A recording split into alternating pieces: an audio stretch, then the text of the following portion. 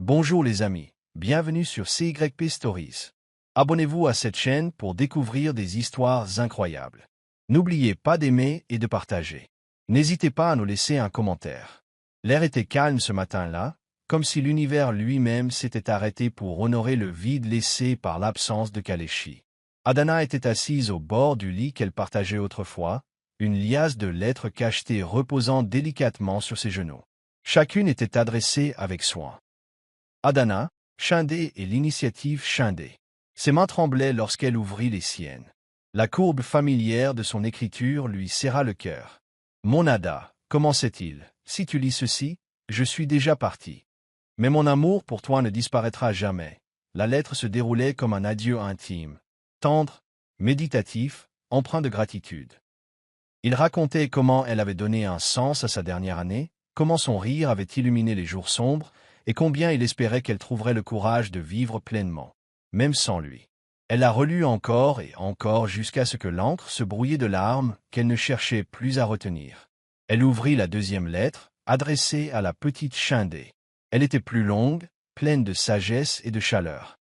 Kalechi y écrivait sur sa propre enfance, ses peurs et ses échecs, et expliquait comment tenir Shindé dans ses bras lui avait redonné foi en la seconde chance. Il a écrit comme s'il serait là, décrivant comment il souhaitait que son fils grandisse avec bienveillance, intégrité et le courage d'être plus qu'un simple prénom. « Tu es né de l'amour et de l'espoir » a-t-il écrit. « Et même si je ne serai pas là pour t'apprendre à faire du vélo ou à lasser tes chaussures, je fais confiance à ta mère pour te montrer la force. » Adana plia soigneusement la lettre et la plaça dans une boîte qu'elle offrirait un jour à son fils lorsqu'il serait en âge de comprendre. La dernière lettre, destinée à la fondation, ressemblait davantage à une déclaration de mission qu'à un adieu. Kalechi y détaillait des projets qu'il n'avait pas vécu assez longtemps pour mettre en œuvre. Des bourses pour les enfants de vendeurs ambulants, des soins de santé pour les femmes enceintes et des partenariats avec des centres de formation professionnelle. Mais plus que la logistique, il a mis l'accent sur l'héritage. « Il ne s'agit plus de moi », a-t-il écrit. « Il s'agit de chaque Adanaé qui a juste besoin d'une chance. » Cet après-midi-là, Adana entra dans la salle de réunion de l'initiative Shimbi et déposa la lettre sur la table devant les membres stupéfaits. C'était son rêve, dit-elle d'une voix claire. Mais je vais le porter maintenant. Non pas par obligation, mais par envie. Et à cet instant, une femme, autrefois vendeuse de pain sur le bord d'une route poussiéreuse, a pris la tête d'un mouvement fondé sur l'amour, la perte et la détermination. La première semaine d'Adana à la tête du mouvement fut calme, mais pleine de sens. Elle arrivait tôt chaque matin, vêtue de simples robes en Ankara et arborant une détermination sereine qui déstabilisait ceux qui l'avaient sous-estimée. Elle examinait les dossiers, assistait aux réunions d'information du personnel et suivait les équipes de terrain. Au début, le conseil d'administration la regardait avec un scepticisme poli. Elle n'était pas une dirigeante traditionnelle. Elle n'avait ni passé dans le monde des affaires, ni lien politique, juste une boulangerie, un enfant et une vision d'homme mort. Mais peu à peu, elle a commencé à les conquérir, non pas par sa grandeur, mais par son authenticité. Elle écoutait avec patience, posait des questions pertinentes et ne prétendait jamais en savoir plus qu'elle ne le pensait. Son manque de vocabulaire technique était compensé par son expérience vécue. Elle parlait le langage de la survie, de la dignité et de l'espoir. Lors de sa première allocution officielle au personnel, elle n'a pas utilisé de prompteur ni de mots compliqués. « J'étais autrefois comme les femmes que nous servons », a-t-elle commencé. « Je vendais du pain au bord de la route, le dos douloureux et le ventre lourd. Je ne savais pas que quelqu'un me verrait un jour, et encore moins qu'il croirait en moi. Mais quelqu'un l'a fait. Et grâce à cela, je suis ici aujourd'hui, non pas comme sa veuve, mais comme votre partenaire. » Ces paroles réduisirent la salle au silence. Nombre d'employés qui avaient travaillé sous la direction de Kelechi la regardaient désormais avec un regard nouveau, du respect. Ils ne la voyaient pas comme quelqu'un qui occupait son siège, mais comme quelqu'un qui l'élargissait pour faire de la place aux autres. Elle a immédiatement commencé à revoir les anciens projets que Kelechi souhaitait lancer, privilégiant les femmes du marché, les mères célibataires et les familles déplacées. En coulisses, Adana luttait contre le doute. Le soir, elle s'asseyait parfois avec Shinde dans ses bras, murmurant doucement à ses petites oreilles. « Est-ce que je fais bien ça? Es-tu fier de moi, Kalechi ?» Mais chaque jour apportait une petite victoire. Un nouveau programme financé. Une jeune fille bénéficiant d'une bourse. Une mère retrouve ses enfants. Peu à peu, Adana prend conscience que sa force ne vient pas seulement de l'héritage de Kelechi, mais de la sienne. Celle qui attendait autrefois la permission de s'accoupler prend désormais les rênes avec assurance. Et même si le chagrin la tenaillait comme un parfum d'une autre saison, elle marchait la tête haute, sachant que guérison et leadership pouvaient coexister. La tempête médiatique ne s'est pas fait attendre. Quelques jours après sa première annonce officielle à la tête de l'initiative Chind, les gros titres ont inondé les réseaux sociaux et les blogs. La maîtresse du fils du président prend le contrôle de la fondation, titrait un journal cruel. Un autre article laissait entendre qu'elle avait manipulé Kelechi dans ses derniers jours, cherchant à s'accaparer sa fortune et son nom. Les rumeurs allaient du pitoyable au scandaleux. Elle utilisait le bébé pour maintenir son influence politique, elle n'était pas qualifiée, elle avait ensorcelé le défunt Kelechi avec son histoire larmoyante. Au début, Adana fut tentée de réagir, de tenir une conférence de presse et de rétablir les faits. Mais Zara lui conseilla de respirer. « Tu ne dois ta vérité à personne, dit-elle. Laissez parler votre travail. » Pourtant, cela faisait mal. Adana avait déjà survécu à la faim, à la trahison et à l'humiliation publique. Mais cette attaque lui paraissait profondément personnelle. Il ne remettait pas seulement en question son leadership, il remettait en question son droit à participer à l'histoire. Pendant une nuit, elle s'est déconnectée. Pas de télé, pas de radio, pas de fils Twitter. Elle se concentra sur la respiration chaude de Shambi tandis qu'il dormait à ses côtés et se rappela l'essentiel. Le lendemain matin, elle retourna au travail avec un calme qui surprit même ses détracteurs. Elle ne fit aucune déclaration publique. Au lieu de cela, elle s'est rendue à une réunion communautaire et a aidé un groupe de femmes en difficulté à s'inscrire pour des microcrédits.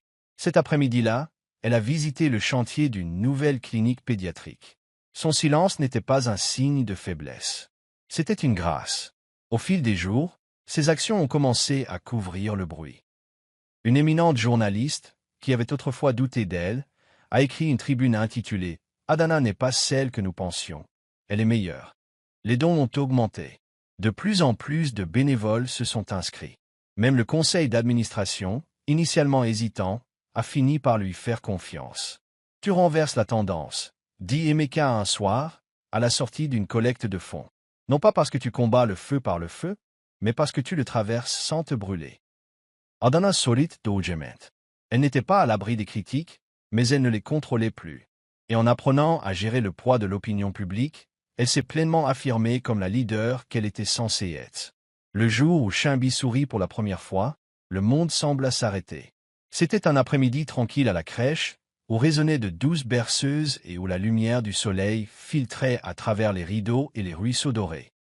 Adana venait de finir de le nourrir lorsqu'il leva les yeux vers elle, ses petites lèvres entr'ouvertes dans un sourire radieux et gluant.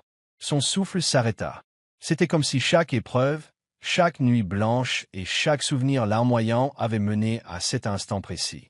Elle rit doucement, des larmes de joie lui montant aux yeux. « Tu as souri » murmura-t-elle. « Tu as vraiment souri. » Et à cet instant, son cœur, encore blessé par l'absence de Kelechi, s'est rempli d'une nouvelle énergie, non pas un remplacement, mais un rappel que la vie continuait.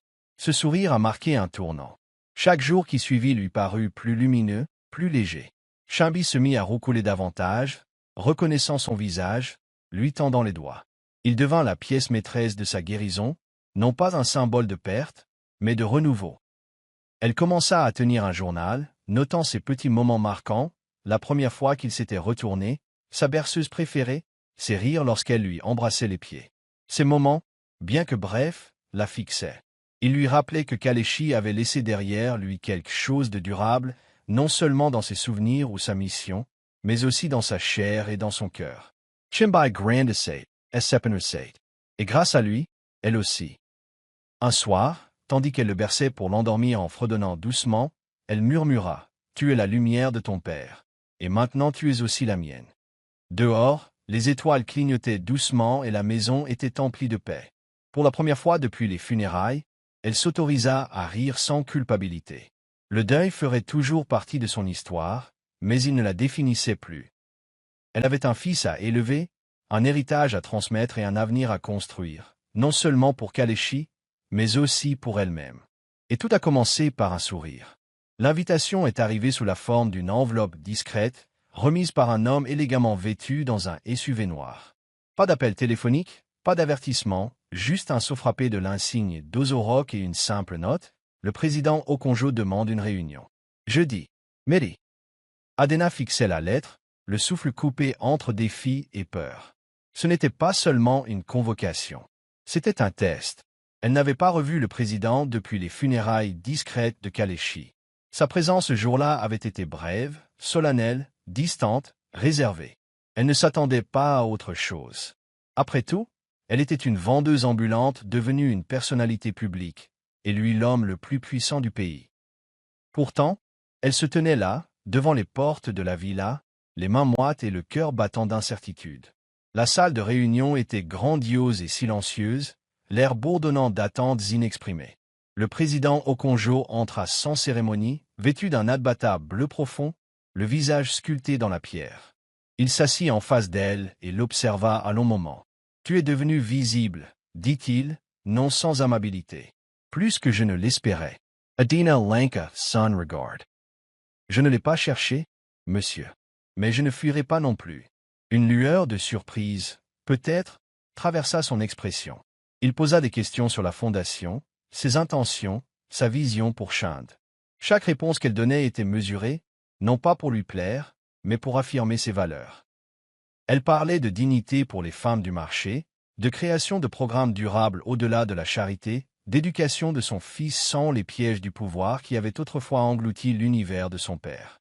À la fin de la réunion, le président se leva lentement. « J'aimais mon fils, même si je ne comprenais pas ses choix, » dit-il. « Tu n'es peut-être pas ce que j'imaginais comme héritage, mais ce n'est peut-être pas une mauvaise chose. » Il lui tendit un chèque plié, gros, privé, sans condition, destiné à l'avenir de Chand. C'est pour lui. Pas pour la presse. Pas pour le public. Adena l'accepta d'un hochement de tête discret. Alors que la porte se refermait derrière elle, elle expira profondément, consciente qu'elle n'avait pas seulement survécu à la réunion, mais qu'elle en était ressortie avec toute sa dignité. Elle n'avait pas supplié. Elle n'avait pas pris de pause. Elle avait montré qui elle était, et cela lui avait suffi. C'était la première fois qu'elle croyait vraiment appartenir au monde dont Kalechi avait autrefois tenté de la protéger. Après sa rencontre avec le président, Adena est revenue à la fondation avec une conviction renouvelée, non pas par validation, mais par clarté. Cette rencontre lui avait rappelé que l'héritage et le pouvoir pouvaient coexister sans corruption, à condition d'être exercés avec intégrité. Elle n'a pas annoncé la contribution du président. Elle a discrètement déposé dans un fonds fiduciaire scellé au nom de Chand, destiné exclusivement à l'éducation et à la santé. Le public n'avait pas besoin de le savoir. Elle ne s'intéressait pas aux gros titres, seul l'avenir de son fils l'intéressait. Et cette décision a donné le ton à tout le reste. Le conseil d'administration a commencé à remarquer son autorité discrète, sa façon de concentrer les projets sur les personnes plutôt que sur la politique, sa façon de relever les défis sans jamais compromettre ses valeurs. Un soir, assise dans la chambre d'enfant, elle berçait Chand pour l'endormir, réfléchissant au chemin parcouru. De ce plateau de pain au bord de la route à une place à la table des décisions, son parcours avait été miraculeux. Mais il avait eu un prix. Par moments, elle se sentait encore perdue sans Kalechi. Les nuits où elle murmurait à sa photo si elle en faisait assez. Mais alors Chand la fixait du regard, sa petite main enveloppant son doigt comme pour dire « Oui, maman, tu le es ». La maison ne semblait plus hantée par l'absence. Elle était imprégnée de la présence douce et durable de l'amour qui y avait vécu et de la vie qu'il avait laissée derrière elle. Avec le temps, elle a commencé à encadrer d'autres jeunes mères ayant perdu leur conjoint, les guidant dans le deuil et la résilience. Ce n'était pas formel. Parfois, il s'agissait simplement d'une conversation dans la salle d'attente de la clinique ou d'une prière partagée au centre communautaire. Mais lors de ces petits échanges, quelque chose a changé en elle. Elle a réalisé qu'elle ne se contentait pas de poursuivre le rêve de Kalechi, mais qu'elle le transformait avec sa propre voix. Elle n'était plus seulement la jeune fille qui l'avait aidée. Elle était devenue une femme investie de sa propre mission. Et en construisant ses frontières, entre charité et partenariat, pitié et autonomisation, héritage et identité, elle a trouvé sa plus grande force. C'est Emeka qui a lancé l'idée d'embaucher un nouveau directeur de projet. Tu as fait un travail remarquable, Ada, a-t-il déclaré lors d'une de leurs réunions matinales, mais tu ne peux pas tout faire seul. Tu as besoin de quelqu'un pour t'aider à concrétiser cette vision. Quelqu'un qui comprend votre cœur, mais qui peut aussi remettre en question votre stratégie. Il a suggéré un nom, Ifeanyi Obi, un ancien consultant d'ONG avec des racines dans le développement communautaire et un sens aigu de la structure. Adana a examiné son CV, intrigué. Ses références étaient impressionnantes, mais ce sont ses lettres de recommandation, pleines de phrases comme « leader discret », attaché à la dignité et motivé par les résultats plutôt que par l'ego, qui l'ont convaincu de lui donner sa chance. Leur première rencontre fut polie, mais nuancée. Ifeanyi arriva avec une assurance sereine, vêtue simplement, et sa poignée de main ferme. « J'ai lu ton histoire, dit-il sans prétention. Mais je suis ici pour travailler, pas pour prier. » Adana haussa un sourcil mais sourit. « Bien. Je ne cherche pas à être adoré. Juste quelqu'un qui croit que cet endroit peut faire plus. » Dès le départ, leur alchimie professionnelle était électrique. Ifeanyi ne se laissait pas intimider par sa position, ni trop révérer l'héritage de Kolechi. Il a structuré le rayonnement de la fondation, réorganisé les canaux de communication et remis en question les programmes peu performants. Mais il s'opposait également à Adana sur des points clés, remettant en question le rythme de son expansion, le poids émotionnel de certaines de ses décisions et sa résistance à certains partenariats d'affaires. Leur débat était passionné mais respectueux. Par moments, sa logique la blessait. À d'autres moments, son idéalisme adoucissait sa rigidité. Za remarqua la tension et la taquina en privé. « Il secoue ton arbre, n'est-ce pas ?» Elle sourit. Adana leva les yeux au ciel. « Il est bon dans ce qu'il fait. C'est tout. » Mais elle ne pouvait le nier. Ifeanyi percevait quelque chose en elle, quelque chose qu'elle n'avait pas ressenti depuis longtemps. Pas de romance, pas encore. Mais une danse mentale, une rencontre avec un objectif précis. Elle le respectait. Et même lorsqu'ils étaient en désaccord, elle quittait ces rencontres avec plus de clarté et de précision. C'était nouveau, et terrifiant, et discrètement exaltant. Au fil des semaines et des mois, la Fondation a gagné en visibilité sous leur direction conjointe. Mais en coulisses, des fissures ont commencé à apparaître. Un après-midi, lors d'une séance de planification stratégique, Ifeanyi a enfin exprimé ce qui couvait depuis un certain temps. « Adana, dit-il doucement mais fermement, tu diriges avec cœur. Et c'est magnifique.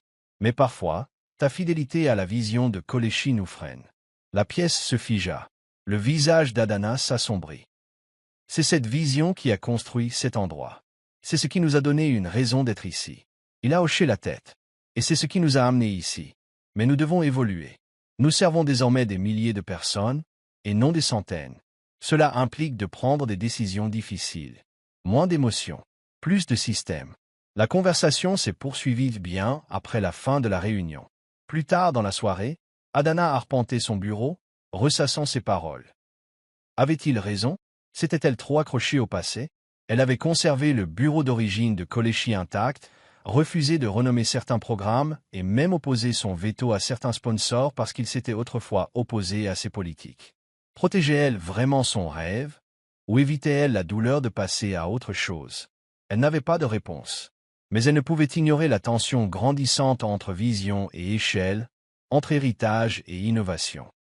Ifeanyi ne remettait pas en cause son autorité, il la poussait à diriger pour l'avenir et non pour le passé. Ils se sont à nouveau parlé ce week-end-là, en se promenant dans le jardin sur le toit de la fondation. « Je n'essaie pas de l'effacer, » dit Ifeanyi à voix basse. « Je pense simplement que nous devons à cette mission de veiller à ce qu'elle nous survive à tous. » Adana le regarda, vraiment, non pas comme un employé, mais comme un homme profondément attaché à ce qu'elle avait construit de tout son cœur. « Je ne sais pas encore comment faire la différence entre les deux, » avoua-t-elle. « Mais je suis prête à essayer. » Ce n'était pas une solution, mais un début. Et dans cette trêve fragile, une nouvelle couche de confiance commença à se construire. Il était bien plus de minuit lorsqu'Adana était assise seule dans la pénombre de son bureau, une unique lampe de lecture éclairant la page qu'elle fixait depuis plus d'une heure. La proposition qui lui était présentée, en partenariat avec une ONG internationale, était solide.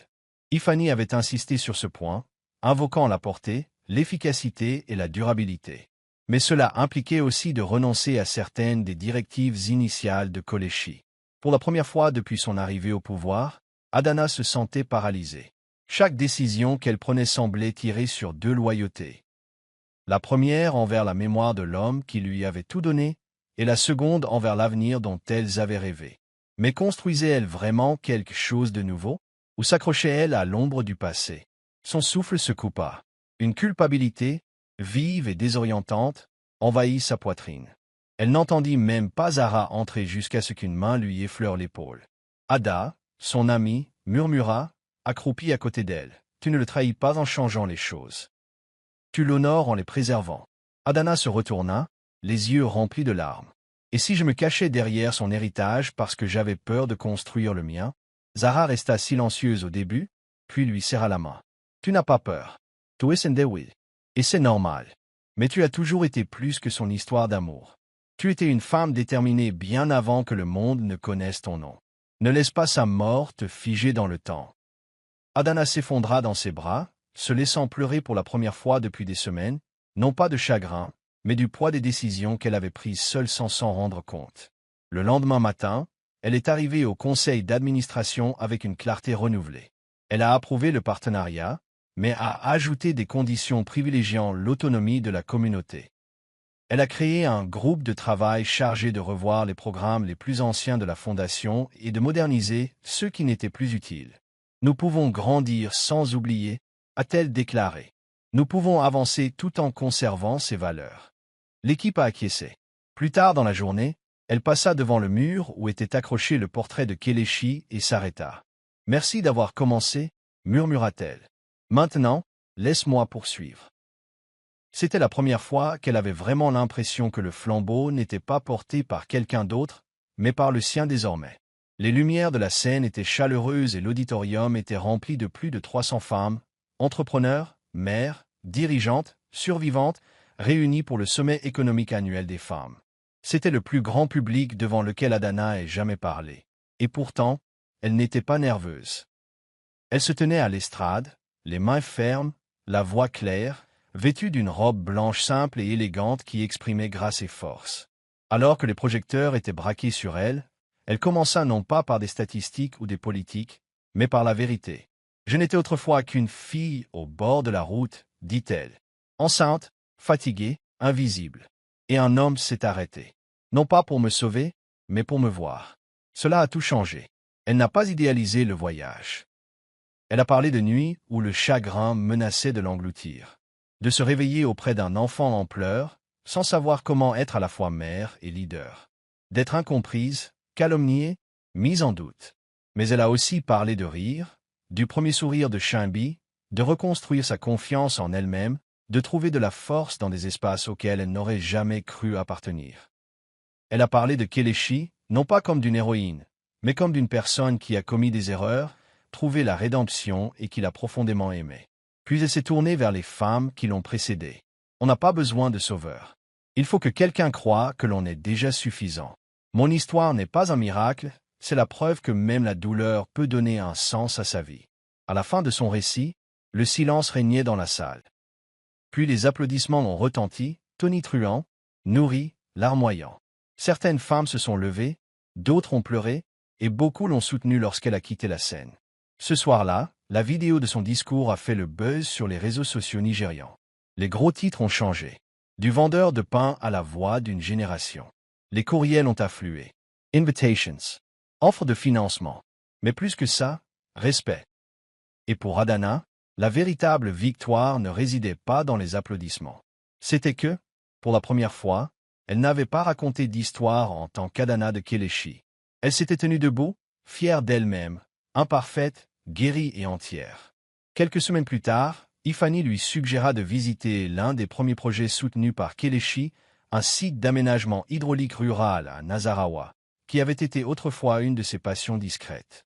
« Il faut absolument que tu vois ce qu'est devenu cet endroit, » lui dit-il. Ils partirent tous les deux dans une modeste camionnette, sans escorte, juste des carnets et des plans. La route était longue et poussiéreuse, bordée de terres agricoles et de villages dispersés. En chemin, ils parlèrent de travail, de leur vie passée, de leadership. C'était la conversation la plus ouverte qu'ils aient eue depuis son arrivée. Il croyait au changement lent et significatif, dit Adana en approchant du site. Mais parfois, je pense qu'il sous-estimait la rapidité avec laquelle les choses pouvaient évoluer. Ifani la regarda. Et vous croyez à la vitesse? Elle sourit. Moi, je crois à l'élan. Quelques semaines plus tard, Ifani lui suggéra de visiter l'un des premiers projets soutenus par Kelechi, un site de développement hydraulique rural à Nasarawa, qui avait été autrefois une de ses passions discrètes. Il faut que tu vois ce qu'est devenu cet endroit, lui dit-il. Ils partirent tous deux dans une modeste camionnette, sans escorte, juste des carnets et des plans. La route était longue et poussiéreuse, bordée de terres agricoles et de villages dispersés.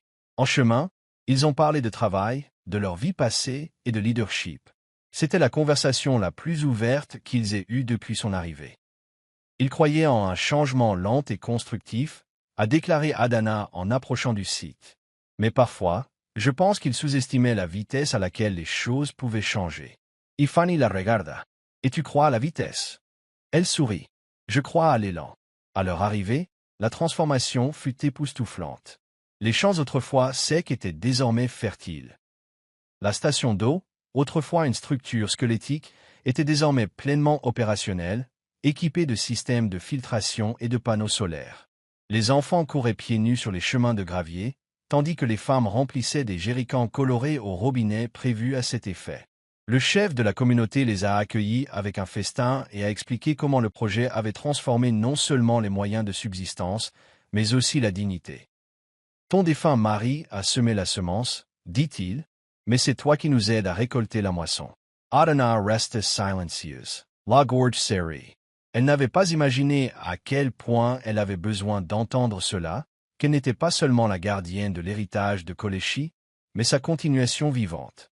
Plus tard dans la soirée, elle et Ifani s'assirent sur un banc bas devant leur pavillon d'hôte, regardant les étoiles s'étendre dans le ciel. « Merci, dit-elle, de m'avoir amené ici. » Il hocha la tête. Parfois, il faut revenir en arrière pour se rappeler pourquoi on avance. Leurs regards se croisèrent, non pas par flirt, mais avec respect mutuel. Quelque chose avait changé. Pas encore romantique, pas encore défini, mais présent. Adana reporta son regard sur les étoiles, sentant le vent porter le parfum de la terre et de l'espoir. Pour la première fois, les souvenirs ne la blessaient pas, il vivait simplement à ses côtés. Et c'est là qu'elle a trouvé une paix étrange et merveilleuse. De retour à Abuja, la vie a repris son rythme effréné. L'initiative Cheminée a lancé de nouvelles campagnes, la fondation a gagné en popularité et Adana a continué à approfondir son rôle. Mais quelque chose de subtil avait commencé à se développer, une conscience silencieuse d'Ifani. C'était dans sa façon de prendre de ses nouvelles après les réunions tardives, dans sa voix qui la rassurait dans les moments de doute, dans sa façon de ne jamais chercher à prendre la place de Kelechi, se contentant de se tenir à ses côtés. Elle ne s'était pas autorisée à remarquer ces choses auparavant, mais maintenant, elle les remarquait. Et cela la terrifiait. Elle se surprit à remettre en question leur sourire, à analyser la chaleur de leur conversation. Était-ce réel? Était-ce vrai? Était-ce trop tôt? Un jour, alors qu'il travaillait tard dans la salle de stratégie, Ifani proposa de l'aider à organiser ses notes. Alors qu'elle se frôlait à table, Adana se figea. L'instant fut bref, à peine une seconde, mais il la traversa. Elle recula, s'excusant maladroitement. Ifani hocha simplement la tête et continua à travailler, l'air indéchiffrable. Cette nuit-là, Adana resta éveillée, luttant contre une culpabilité qu'elle ne comprenait pas vraiment. Elle ne trahissait pas Kelechi. Elle ne tombait pas amoureuse. Mais elle changeait, guérissait, et peut-être, son cœur recommençait à respirer. Elle se disait que ce n'était rien, qu'elle était fatiguée, que ça passerait. Mais ce ne fut pas le cas, et elle ne savait pas quoi faire de tout ça. Alors elle s'est plongée dans le travail, pensant que la productivité pourrait faire taire les murmures. Ce ne fut pas le cas, et le déni non plus. Zara l'a remarqué, bien sûr. Ce n'est pas grave, vous savez, a-t-elle dit un après-midi. Ressentir à nouveau. Revivre. L'amour n'a pas de date limite, Ada. Mais Adana n'était pas encore sûre d'y croire. Tout ce qu'elle savait, c'est que quelque chose avait changé, quelque chose de fragile et d'indéfini. Et dans cette incertitude, elle ressentait à la fois de la peur et un espoir discret. Dans le doux silence de l'aube, Adana se retrouva assise à la table à manger, une tasse de thé fumante à côté d'elle et un journal vierge ouvert devant elle. La maison était silencieuse. Même Shambi s'était rendormi après son biberon de 4 heures du matin, sa petite poitrine se soulevant et s'abaissant doucement. Adana prit une grande inspiration, prit son stylo et écrivit en haut de la page. « À mon fils, de la part de la femme qui aimait ton père. » Au début, les mots arrivèrent lentement, hésitants. Mais bientôt, ils commencèrent à couler, souvenir du rire de Kolechi, de la douceur de son toucher, de la façon dont il fredonnait doucement chaque fois que Shambi pleurait. Elle racontait sa peur de porter un enfant seul et comment la présence de Kolechi lui avait apporté du courage là où auparavant il n'y avait que de la peur. La première lettre devint 2, puis 3. Les jours suivants, elle déversa des histoires sur l'homme qui avait transformé sa vie. Elle écrivait non pas pour le glorifier, mais pour l'humaniser, pour que Shambi reconnaisse son père non seulement comme une personnalité publique ou un philanthrope, mais comme l'homme qui lui avait tenu la main pendant l'accouchement, qui avait pleuré en voyant son fils pour la première fois, qui veillait la nuit à murmurer ses rêves aux petites oreilles de leur bébé. Elle écrivait aussi sur leurs disputes, leurs moments de silence, leurs divergences d'opinion, leur amour imparfait qui pourtant changeait tout. Ces lettres étaient devenues son sanctuaire, une forme de thérapie qui lui permettait de faire son deuil sans se défaire. À chaque page, elle brodait une image d'amour et de perte, destinée à guider Shambi lorsqu'il lui demanderait un jour « Qui était mon père ?» Zar tomba sur le journal un après-midi alors qu'elle venait l'aider à trier des vêtements de bébé. « Ils sont magnifiques, Teta, murmura-t-elle après avoir lu une page à voix haute. « Il les chérira un jour. » Adana sourit, ses doigts effleurant les lignes d'encre. « Je l'espère, dit-elle. Je ne veux pas qu'il grandisse avec des trous dans son histoire. Je veux qu'il se sente comblé, même si l'une des mains qui l'ont élevé n'est plus là. » Cette nuit-là, elle a placé le journal dans une pochette en velours, le glissant à l'intérieur d'une boîte en bois marquée des lettres de Shambi. Il ne s'agissait plus seulement de s'accrocher au passé. Il s'agissait de préserver ce souvenir afin que son fils puisse un jour comprendre la beauté de ses origines et la force de la femme restée pour porter tout cela. La nuit arriva en milieu de matinée, sans prévenir, mais pourtant pas inattendue. Adana ouvrit la porte et trouva Ngozi debout, vêtu d'une élégance discrète, un peignoir bordeaux profond et un gélie assorti, le visage soigneusement posé. Il n'y avait ni caméra, ni escorte. Juste deux, et un silence chargé de souvenirs et d'émotions inexprimées. Pendant un long moment, aucun des deux ne dit mot. Puis Ngozi a rompu le silence. J'avais entendu parler du mur des noms. Je me suis dit que je devrais rencontrer ce garçon un jour. Sa voix ne tremblait pas, mais quelque chose dans ses yeux laissait présager une tempête sous-jacente. Adana s'écarta sans un mot, lui faisant signe d'entrer. Shambi dormait dans son parc, une douce berceuse résonnant en fond sonore. Ngozi s'approcha lentement, ses talons claquant doucement sur le carrelage. Elle le fixa longuement, le visage indéchiffrable. « Il ressemble à Kalechi, dit-elle finalement. Même front, même bouche, mais plus calme, comme s'il était né dans la paix. » Adana se tenait à quelques pas derrière elle, les bras croisés en signe de protection. « Il est aimé, dit-elle doucement. Par moi. Par ceux qui, vers la fin, savaient ce que Kalechi voulait vraiment. » Ngozi se tourna alors vers elle, la façade légèrement vacillante. « Je ne suis pas venu ici pour me battre, ni pour revendiquer quoi que ce soit. Je ne veux pas de l'enfant. J'avais juste besoin de voir la dernière chose qu'il avait laissée derrière lui. » Le moment passa tranquillement. Quand Ngozi se tourna pour partir, elle s'arrêta à la porte. « Tu sais, on a beaucoup parlé de toi quand il est mort. J'en ai même cru certain, admit-elle. Mais en voyant cet endroit, en te voyant, j'avais tort. Ce n'était pas des excuses, pas vraiment. Mais c'était un début. » Adana lui fit un léger signe de tête, acceptant ce qu'elle pouvait. Après son départ, Adana resta près de la fenêtre, regardant la voiture disparaître au bout de la route. Cette visite n'avait rien guéri complètement. Mais la boucle était bouclée. La femme que Kalechi avait épousée et celle qu'il avait finalement choisie s'étaient enfin rencontrées. Et dans le silence, un moment de paix s'était installé. Tout avait commencé par une toux. Au début, ce n'était qu'un petit rhume, pris pour un simple rhume. Mais à la tombée de la nuit, Shambi avait de la fièvre, son petit corps brûlant contre la poitrine d'Adana. La panique lui serrait la gorge tandis qu'elle le tenait, se balançant en murmurant du réconfort entre ses lèvres tremblantes. Elle l'emmena d'urgence à l'hôpital privé le plus proche, le cœur battant à tout rompre à chaque feu rouge. La salle d'attente lui donnait l'impression d'être une prison, ses bras se resserrant autour de son enfant tandis que les infirmières s'activaient rapidement et que les médecins parlaient d'une voix saccadée. Les souvenirs de l'hospitalisation de Kalechi revinrent en force. Les bips des machines, l'impuissance, l'attente. Adana s'effondra dans le couloir, des larmes coulant sans retenue sur ses joues. Ce fut Afani qui arriva peu après, Zara l'ayant appelé sans hésiter. Il resta silencieux au début. Il s'approcha simplement, lui prit la main et la serra fort. « Tu n'es pas seul, dit-il doucement. Pas maintenant. Plus maintenant. » Sa présence la calmait. Lorsque le médecin arriva enfin avec son diagnostic, une infection pulmonaire mineure, traitable et sans danger de mort, elle faillit s'effondrer de soulagement. Pourtant, elle refusait de quitter Chimbi, même lorsqu'il dormait paisiblement dans son berceau. Afani lui apportait à manger, restait assise à ses côtés toute la nuit et l'écoutait pleurer à nouveau, non pas de peur cette fois, mais d'un profond sentiment d'amour et d'épuisement. Au petit matin, alors que l'aube teintait le ciel d'un gris pâle, elle se tourna vers Afani et murmura « Je croyais avoir déjà affronté le pire. Mais l'idée de le perdre, c'est une peur différente. » Afani hocha la tête, écartant une mèche de cheveux de son visage.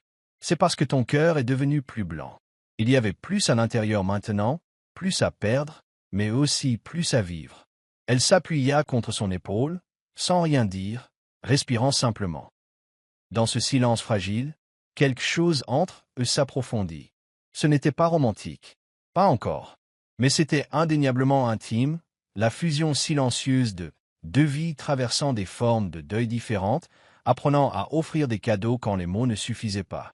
Adana était assise en face de Zara par un samedi après-midi tranquille, une douce brise caressant les feuilles sur la véranda.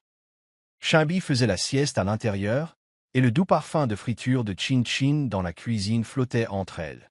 Mais l'esprit d'Adana était lourd, ses doigts caressant nerveusement le bord de son verre. « Je crois que je commence à ressentir quelque chose, » dit-elle soudain, d'une voix à peine plus forte qu'un murmure. Pour Afani. Zara haussa un sourcil mais ne dit rien, laissant le silence s'éterniser. « Ce n'est pas encore de l'amour, » continua Adana. « Mais il y a en lui une sérénité, une force, et je me sens attiré par elle, et ça me fait peur. » Zara se pencha en arrière, l'observant d'un œil pensif. « Tu as peur que ça signifie que tu lâches Kalechi, » dit-elle doucement. « Mais aimer à nouveau ne signifie pas oublier. Cela signifie survivre. Cela signifie permettre au nouveau de grandir sans détruire l'ancien. » Adana baissa les yeux, les larmes aux yeux. « Mais je me sens coupable, comme si je le trahissais. Comme si rouvrir mon cœur signifiait que tout ce que nous avions était temporaire. » Zara lui prit la main. « Ce n'était pas temporaire, Ada. C'était transformateur. Et un tel amour ne disparaît pas. Il devient partie intégrante de votre être. Tu n'as pas à choisir l'un ou l'autre. Tu peux les porter tous les deux. » Cette nuit-là, Adana se tenait au-dessus du berceau de Chinde, regardant sa petite poitrine se soulever et s'abaisser. Son cœur était rempli d'amour pour son fils, pour l'homme qui les avait menés jusqu'ici, et pour les possibilités qu'elle avait autrefois enfouies sous le chagrin. Elle n'était pas prête à agir. Mais elle était prête à cesser de fuir la possibilité de ressentir à nouveau. Debout à la fenêtre, regardant le jardin éclairé par la lune où Afani s'était tenue à ses côtés pendant un orage, elle murmura « J'apprends à vivre à nouveau. » Mais c'est le cas. Et parfois, c'était tout ce dont le cœur avait besoin pour recommencer, un souffle à la fois. Le bureau était inhabituellement calme ce soir-là. La lueur du soleil couchant filtrait à travers les grandes fenêtres, projetant une chaude teinte orangée sur les murs. Adana était resté tard pour terminer l'examen du plan de sensibilisation trimestriel à venir, ignorant qu'Afani en avait fait autant. Ils étaient assis l'un en face de l'autre à la grande table de conférence, entourés de dossiers, le ronronnement discret du climatiseur étant le seul bruit qui les séparait. Ils travaillèrent longtemps en silence, jusqu'à ce qu'Afani referme délicatement son dossier et lève les yeux. « Adana, » dit-il doucement, « j'ai quelque chose à te dire. » Sa voix était calme, mais son regard était lourd de sens. « Je crois que je suis tombé amoureux de toi. » Les mots restèrent suspendus dans l'air comme un objet fragile. Le cœur d'Adana fit un bond, son souffle se bloqua. Il continua avant qu'elle puisse parler. « Je sais que tu es encore en train de guérir. Je sais que Kelechi était tout pour toi. Je ne suis pas là pour le remplacer. Je ne pourrais pas, même si j'essayais. Mais je veux que tu saches que ce que je ressens est réel. Et je suis prêt à attendre, aussi longtemps qu'il le faudra. Même si ça n'arrive jamais, il fallait juste que j'aie une parole d'honnêteté. Ces aveux n'étaient pas teintés de pression ni d'attente. C'était simplement la vérité, mise à nu dans l'intimité silencieuse d'une mission partagée et de mois de proximité émotionnelle. Adana cligna des yeux, la pièce lui paraissant soudain trop pleine et trop immobile. Elle ne répondit pas immédiatement. Ses mains tremblaient légèrement tandis qu'elle replaçait une tresse rebelle derrière son oreille. « Afani, murmura-t-elle d'une voix chargée d'émotion, tu es gentille. Tu es stable. Tu m'as aidé à surmonter bien plus de choses que tu ne le penses. Mais je ne sais pas si je suis prêt. Je rêve encore de Kelechi. Je lui parle encore quand personne ne m'écoute. » Afani hocha légèrement la tête. « Ce n'est pas grave, dit-il. Aimer quelqu'un de nouveau ne signifie pas cesser d'aimer la personne perdue. » Adana baissa les yeux, puis le regarda de nouveau. « Je ne sais pas ce que l'avenir me réserve, dit-elle, mais je suis reconnaissante que tu sois dans ma vie. » Ce soir-là, alors qu'ils sortaient du bâtiment côte à côte, ils ne dirent plus rien. Mais une porte s'était ouverte, et l'air entre semblait plus doux, plus léger et empli de grâce. La cérémonie d'inauguration du mur des noms rassembla des personnes de tous horizons, bénéficiaires, bénévoles, parrains et marraines, et ces mêmes femmes qui, comme Adana, se tenaient autrefois sur les étals des marchés.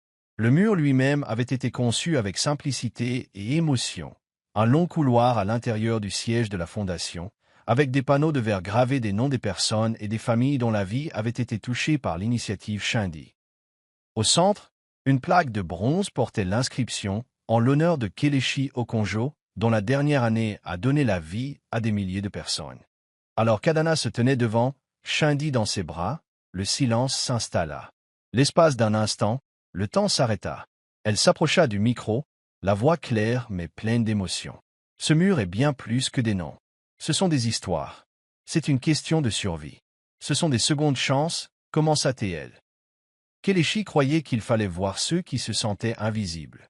Et ce faisant, il nous a tous convaincus que nous pouvions nous élever. » Sa voix tremblait légèrement lorsqu'elle regarda le nom de la vendeuse d'Acura à côté d'elle, qui dirigeait aujourd'hui son propre traiteur grâce à une subvention de la fondation. Et un autre nom, celui d'un garçon autrefois sans abri, qui fréquentait désormais l'université. « C'est son héritage, dit-elle, mais aussi le nôtre. Car l'amour ne s'est pas arrêté à sa mort. Cela a simplement pris racine. » Sous les applaudissements et les larmes de la foule, Adana est descendue de l'estrade et s'est tenue silencieusement près du mur, la main posée sur le dos de Shindy. Ifani est venue se placer à côté d'elle, sans un mot, se contentant de lui offrir sa présence. Ensemble, ils regardaient les gens marcher dans le couloir, caressant du doigt les noms gravés, murmurant des histoires, se remémorant des moments. Ce n'était pas un sanctuaire dédié au chagrin, mais un monument vivant témoignant de l'impact de la situation. Et pour Adana, c'était comme clore un chapitre avec révérence, et non avec regret. Elle n'eut pas besoin de parler à Kelechi à voix haute ce soir-là.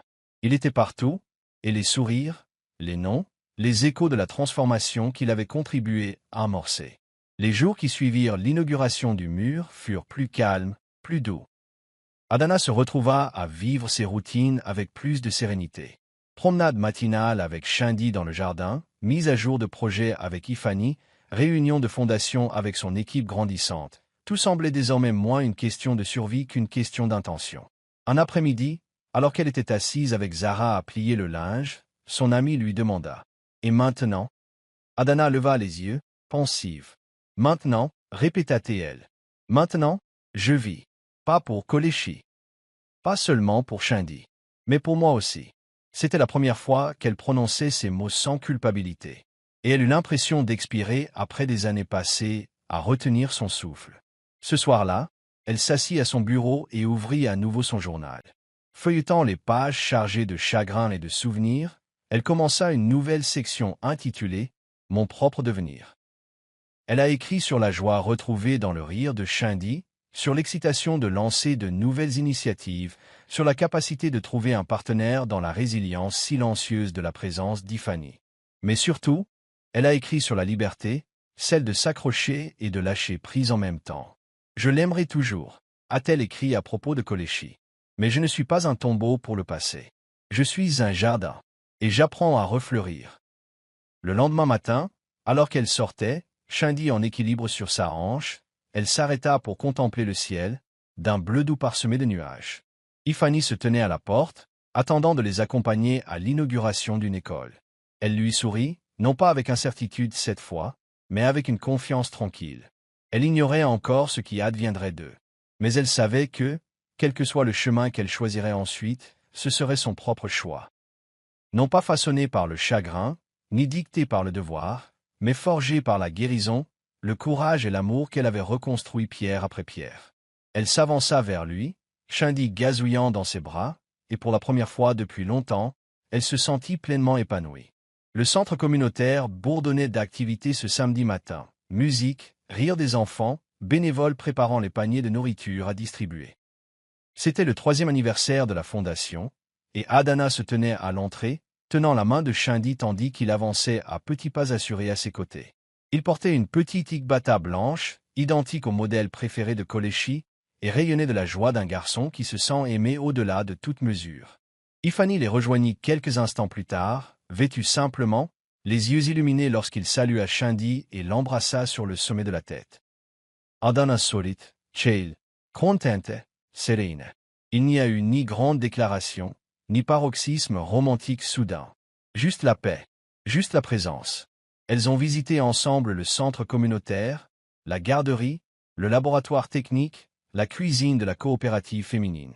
À chaque instant, Adana était accueillie, bénie, célébrée, non pas comme la veuve du fils d'un président, mais comme une leader à part entière. « Tu as changé nos vies » a dit timidement une jeune fille en lui serrant la taille. « Tu nous as donné de l'espoir. » Adana s'est penchée, serrant la fille contre elle. « Tu te le es donné à toi-même, mon cœur. Je t'ai seulement aidé à le voir. » Plus tard, alors qu'elle et Ifani regardaient Shindy rejoindre d'autres bambins dans une ronde de danse pleine de rire, elle lui prit la main et la serra doucement. Aucun mot n'échangea entre eux. Mais quelque chose dans ce contact ressemblait à une promesse, non pas d'amour parfait, mais d'une relation stable et croissante.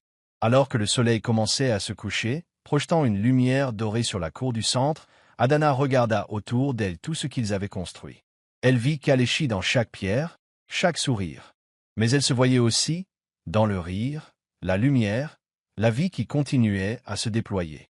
Elle se tourna vers Ifani. « Je n'ai plus peur, » dit-elle doucement, « ni d'aimer à nouveau, ni de vivre pleinement. Kaleshi m'a offert un nouveau départ. Et maintenant, je choisis la suite de l'histoire. » Avec Shindy entre eux et l'avenir, ils ont avancé ensemble, non plus hantés par ce qui était perdu, mais portés par ce qui pouvait encore être. L'amour, après tout, ne meurt jamais. Il trouve simplement de nouvelles façons de briller. Merci de votre attention. Dites-nous ce que vous avez aimé dans cette histoire. N'oubliez pas d'aimer et de vous abonner. Activez également les notifications de publication pour recevoir les nouvelles histoires.